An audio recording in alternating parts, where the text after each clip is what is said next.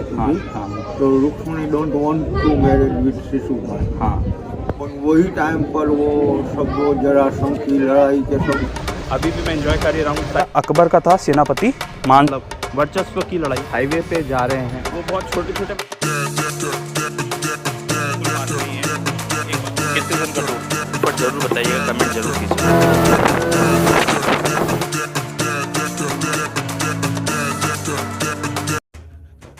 तो द्वारका दर्शन में आगे बढ़ते हुए अब चलते हैं हम रुक्मणी माता या रुक्ष्मणी माता के मंदिर के दर्शन के लिए। बहुत सुंदर नज़ारा पड़ रहा था रास्ते में, इसका दर्शन कीजिए और फिर चलते हैं, आपको मंदिर में जाके ज्वाइन करते हैं।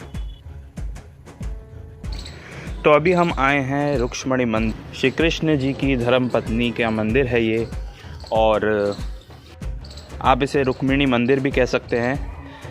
एक बात ख़ास है कि आसपास जब भी हम गुजरात में यहाँ पे ट्रैवल कर रहे थे, द्वारका में विशेषकर, तो खाली ज़मीन पड़ रही थी, बीच में बंजर ज़मीन पड़ जाती थी, बीच में खेत पड़ जाते थे, थोड़ी सी हरियाली पड़ जाती थी, मतलब थोड़ा सा मिक्सचर है यहाँ पर। छोटे छोटे तालाब भी मैंने बहुत सारे देखे रास्ते में यहाँ पर आते हुए, आपको भी नज़र आएंगे। भीड़ बहुत कम है रोडों पे यहाँ पर। मेरे इस साइड देखें तो पूरा पार्किंग का एरिया है, बहुत बड़ी खुली ज़मीन है यहाँ पर। और ठीक मेरे पीछे इस तरफ पड़ता है रुक्मिणी मंदिर। ये मंदिर 5 से 6 हज़ार साल पुराना बताया जाता है। आपको ऊपर ध्वजा दिख जाएगी, जैसा कि द्वारका के मंदिरों के ऊपर ध्वजा होती है, यहाँ पर भी। अंदर शायद मोबाइल रिकॉर्डिंग अलाउड नहीं है, तो चलिए अंदर चलते हैं पहले और करीब से देखते हैं, इस मंदिर के दर्शन करते हैं और आपको भी कराते हैं। श्री रुक्मिणी मंदिर द्वारकाधीश का जो मुख्य मंदिर है उससे 2 किलोमीटर की दूरी पर है, और ऐसा कहा जाता है कि अगर आपने यहाँ दर्शन नहीं किए तो आपकी द्वारका की यात्रा संपन्न नहीं होगी। चलिए हम मंदिर के करीब पहुँचते हैं और आपको इस मंदिर के मुख्य पुजारी से बातचीत करवाते हैं, जो हमें इस मंदिर की प्राचीनता और इस मंदिर का इतिहास बताएंगे।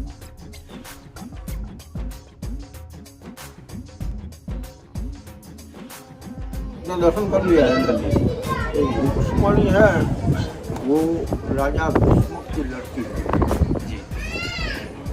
इन his childhood they want to marriage him with Shishupal, लेकिन वो उसको मंजूर नहीं। जब रुक्मणी वो जमाने में बचपन में शादी हो जाती थी, तो Rukmini don't want to marriage with Shishupal.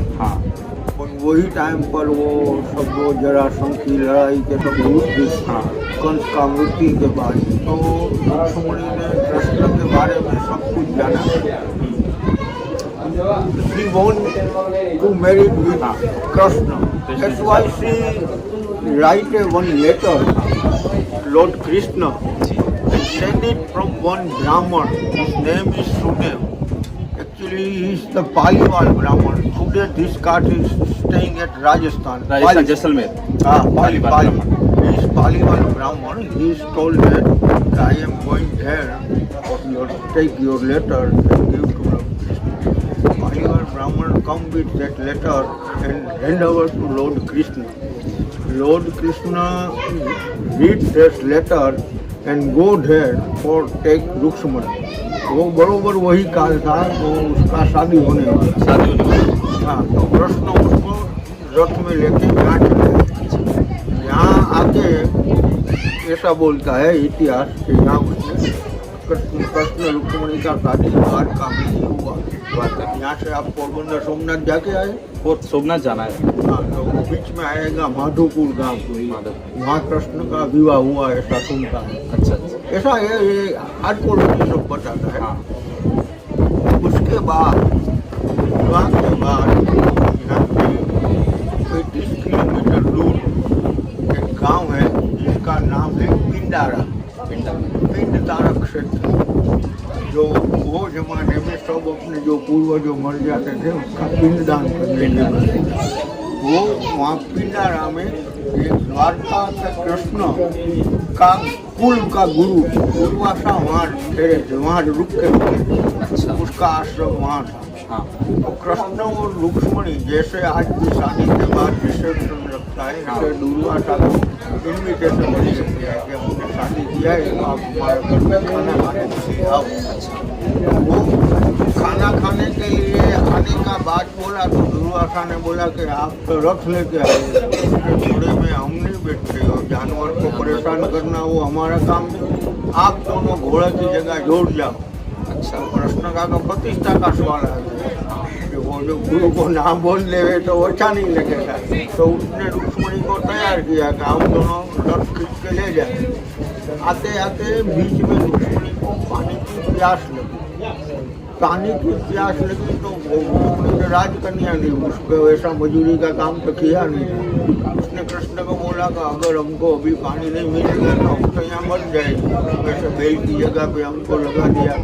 तो कृष्ण ने वही जगह पे पानी निकाला जिसको चरण गंगा के नाम से बुलाया जाता है।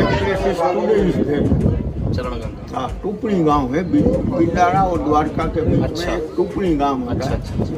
वहाँ वो चरण गंगा निकाला, वो पानी रुक्मणी ने पिया और कृष्ण ने पिया। तो दुर्वासा उस एकरी ऋषि, वो एकरी ऋषि रहा है, वो उसने श्राप दे दिया कि आप हमको भोजन के लिए ले जाते हैं और हमको पानी का भी पूछा भी नहीं। तो वो एकरी हो गया और उसने कृष्ण और रुक्मणी को 2 श्राप दे दिए। पहला श्राप रुक्मणी को दिया कि आपका दाम्पत्य जीवन 12 साल तक नहीं लगेगा, तो 12 साल आपको कृष्ण से अलग करना पड़ेगा। तो ये भूमि पर रुक्मणी ने 12 साल तब किया, इसलिए ये मंदिर यहाँ बना। ये रुक्मणी का मंदिर गांव में द्वारकाधीश का मंदिर से अलग है, उसका कारण ये है। और दूसरा, कृष्ण को श्राप दिया कि आपकी नगरी सोने की है लेकिन वहाँ पीने का पानी नहीं मिलेगा। तो वो मुताबिक आज भी द्वारका के 18-20 किलोमीटर के एरिया में आप घूमेंगे नागेश्वर, बंजर जमीन है, कोई पीने का पानी या मीठा नहीं है। तो यहाँ बाहर से पीने का पानी आता है। अच्छा, और यहाँ हजारों यात्री को माता जी की सेवा पूजा, बाहर बैठने वाला साधु संत, गौ माता, पशु पक्षी सबको पानी पिलाया जाता है। 12 साल के बाद कृष्ण और रुक्मणी ने वापिस दुर्वासा का पूजा किया तो दुर्वासा ने रुक्मणी को श्राप दिया कि आपकी जगह पर जो जल का दान करेगा उसका सेवन से पितरों का मोक्ष मिलेगा। अच्छा, इसलिए ये मंदिर में जल का दान इसलिए।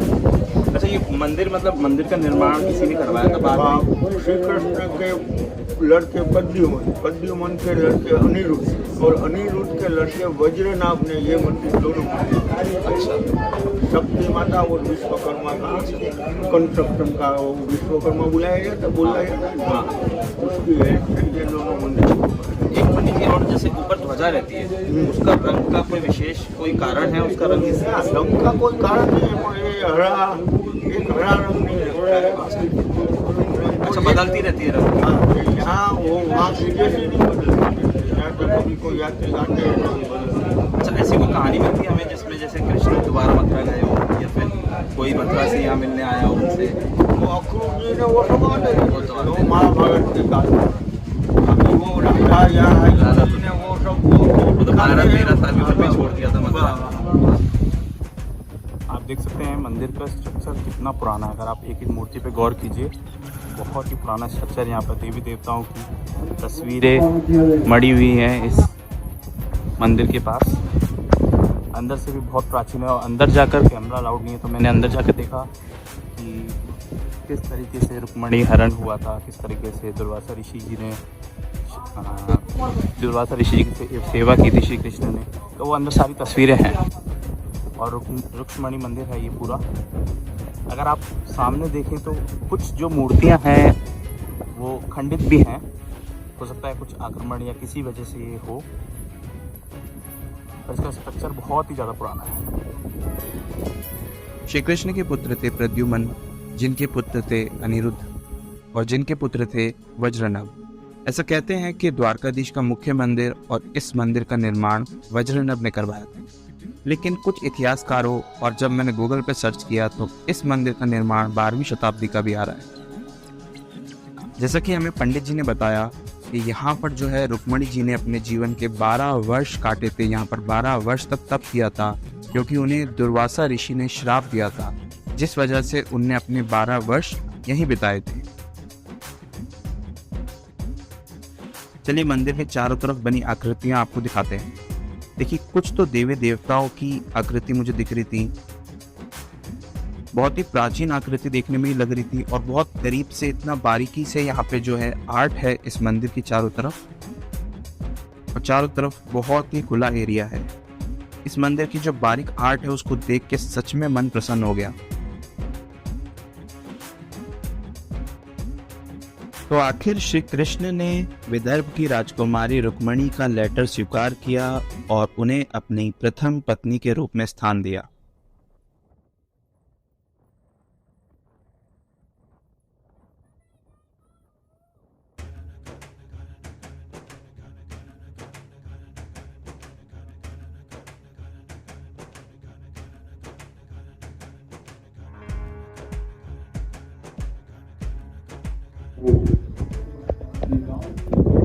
तो ये हमने आपको दर्शन कराए रुक्मिणी माता जी के मंदिर के।